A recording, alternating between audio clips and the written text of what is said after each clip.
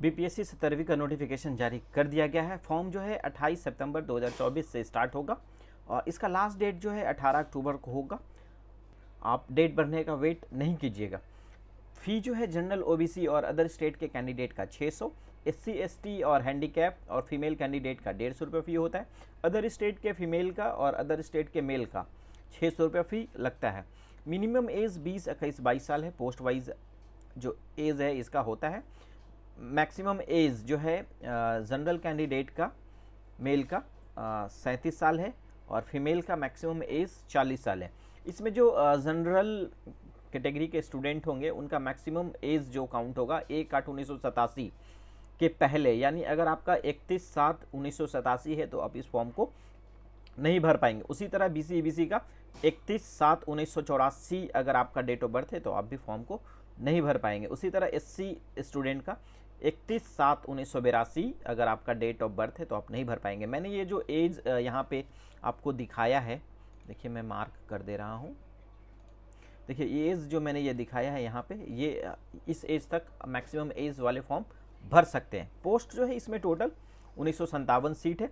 General candidate का 1082, OBC 315 यानी BC2, EBC 427, BC2 female और ईबीसी फीमेल दोनों का 59 सीट है। ईडब्ल्यूएस 246, एससी 403 और एसटी का 22, टोटल 1957। क्वालिफिकेशन जो है ग्रेजुएशन आपका क्लियर होना चाहिए तो ही आप इस फॉर्म को भर सकते हैं। अपेयरिंग वाले स्टूडेंट इस फॉर्म को नहीं भर सकते हैं। हाँ, फॉर्म भरने के लिए आपके पास मैट्रिक का सर्टिफिकेट होना चाहिए, ग्रेजुएशन का सर्टिफिकेट या मार्कशीट अपलोड करना होता है, मैट्रिक का सर्टिफिकेट भी अपलोड करना होता है। इनकेस आपके पास मैट्रिक का सर्टिफिकेट नहीं है तो अभी आप मैट्रिक के मार्कशीट से फॉर्म भर सकते हैं। मेंस का जब फॉर्म भरा जाता है उस समय फिर से डॉक्यूमेंट अपलोड करना होता है, तो उस समय आप अपना मैट्रिक का सर्टिफिकेट लगा सकते हैं, कोई प्रॉब्लम नहीं होने वाला है। और इसमें एनसीएल और ईडब्ल्यूएस एससी एसटी नोटिफिकेशन के में तो कोई डेट दिया नहीं गया है कि कब का होना चाहिए। हाँ, एक जगह बताया गया है कि 1 साल से पहले का नहीं होना चाहिए, तो आप यही मान के चलिए 1 साल से पहले का आप नहीं दीजिएगा। यानी साल जो काउंट होता है एनसीएल के लिए वो फाइनेंशियल ईयर से काउंट होता है, इनकम बेस पे बनता है, तो 1/4/2024 तक का होगा तो आप इसमें लगा सकते हैं। उसी तरह ईडब्ल्यूएस 1/4/2024 का लगा सकते हैं। एससी एसटी वाले स्टूडेंट जो है 1/4/2024 के बाद का सर्टिफिकेट लगा सकते हैं। 23 का भी होगा नवंबर का तो चल जाएगा, कोई इशू नहीं है। 1 साल आपका वैलिड होना चाहिए। और उसके बाद इसमें जो पोस्ट है वो तो आप देख ही रहे हैं, पूरा पोस्ट मैं पढ़ के नहीं बताने वाला हूँ। 1957 ये नोटिफिकेशन में ये PDF में डाल दूंगा डिस्क्रिप्शन बॉक्स में, वहाँ से आप पोस्ट अपना देख सकते हैं। हाँ, इसमें वैसे स्टूडेंट जिनका आधार कार्ड में कोई नाम वगैरह मिसमैच है तो आपका बायोमेट्रिक नहीं लेगा। आप वैसे केस में आप पैन कार्ड का यूज़ करते हैं तो आपको 200 रुपये एक्स्ट्रा चार्ज देना होगा पर पोस्ट के लिए। अगर आप CDPO और BPSC दोनों भरते हैं तो 200 + 200 400 हो जाएगा और फ़ी तो जो है वो है ही। और उसके बाद इस बार जो निगेटिव होगा वो 1/3 निगेटिव मार्किंग रखा गया है। क्वेश्चन जो होता है इसमें PT जो एग्ज़ाम होगा 150 अंक का होगा। समय जो होगा आपको 2 घंटा दिया जाएगा।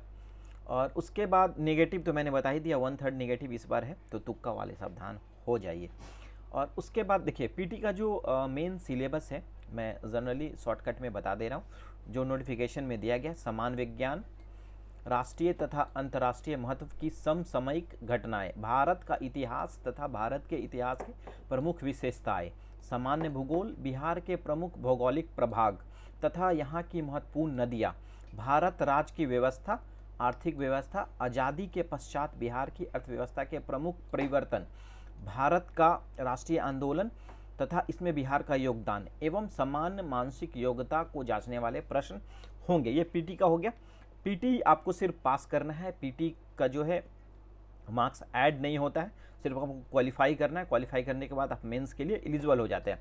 मेंस जो होता है वो आपका देखिए यहाँ पे जो मेंस का सिलेबस है, समान हिंदी 100 अंक का होगा। इसमें सिर्फ आपको मिनिमम मार्क्स लाना है। इसका मार्क्स आपके क्वालिफाइंग के लिए ही होता है, मेधा सूची के लिए ये मार्क्स आपका ऐड नहीं होता है। समान अध्ययन पेपर 2 300 अंक का और समान GS पेपर 2 300 अंक का और ऐसे 300 अंक का और उसके बाद एक ऑप्शनल सब्जेक्ट जो होता है जो आप लेंगे उसमें आपको पास करना होता है, और ऑप्शनल सब्जेक्ट का जो मार्क्स होता है वो ऑप्शनल सब्जेक्ट का मार्क्स जो है आपका मेरिट में ऐड नहीं होता है।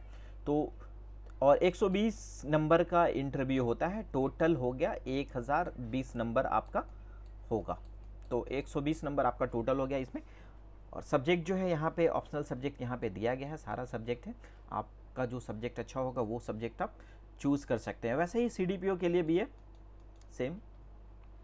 शॉर्टकट में ये मैंने बता दिया। हाँ, फॉर्म भरने के लिए जो डॉक्यूमेंट चाहिए होता है वो मैं एक बार फिर से बता दे रहा हूँ। मैट्रिक का सर्टिफिकेट अपलोड होगा, NCL अपलोड होगा, निवास प्रमाण पत्र अपलोड होगा, ग्रेजुएशन का मार्कशीट सर्टिफिकेट, अगर सर्टिफिकेट है तो सर्टिफिकेट अपलोड करेंगे, अगर सर्टिफिकेट नहीं है तो मार्कशीट अपलोड कर देंगे। मेंस को फॉर्म भरते समय आप दोबारा से अपलोड कर सकते हैं, कोई इशू नहीं होता है। फॉर्म में लाइव फ़ोटो दिया गया है, लाइव फ़ोटो जो होगा आप वैसे जगह फॉर्म भरेंगे। अगर ये आप खुद से भर रहे होंगे तो प्रॉपर वाइट बैकग्राउंड जो होगा वहाँ आप फ़ोटो क्लिक करेंगे, और लाइट अच्छा होना चाहिए। हिंदी इंग्लिश सिग्नेचर आपको अपलोड करना होता है 15 KB से नीचे का, और हिंदी इंग्लिश का साइन जो आप करेंगे वो वाइट पेपर पे करेंगे, हिंदी वाला जो पेपर होता है उस पर आप नहीं करेंगे। डॉक्यूमेंट अपलोड करना, और जैसे ही फॉर्म स्टार्ट होता है मैं बिल्कुल फॉर्म भर के बता दूंगा कैसे फॉर्म आप सही अच्छे से भरेंगे। हाँ, इसमें आप लोगों को लग रहा होगा कि पोस्ट प्रेफरेंस अभी करना है, नहीं। पोस्ट प्रेफरेंस जो करना होता है वो मेंस का एग्ज़ाम जब फॉर्म भरा जाता है उस समय आपको पोस्ट प्रेफरेंस करना होता है। तो अभी आप पोस्ट प्रेफरेंस नहीं कर पाएंगे। हाँ, अभी अगर आपको CDPO ऐड करना होगा तो वो आप ऐड कर सकते हैं अगर उसके लिए आप एलिजिबल होंगे। और फॉर्म में अगर BPSC जो है उसमें आप CDPO पोस्ट अगर ऐड करते हैं तो आपका फ़ी जो है वो डबल हो जाएगा, और जितना आप इकोनॉमिक सर्विस वाला भी ऐड करेंगे तो वो भी इसमें वो फ़ी जो है ऐड हो जाता है।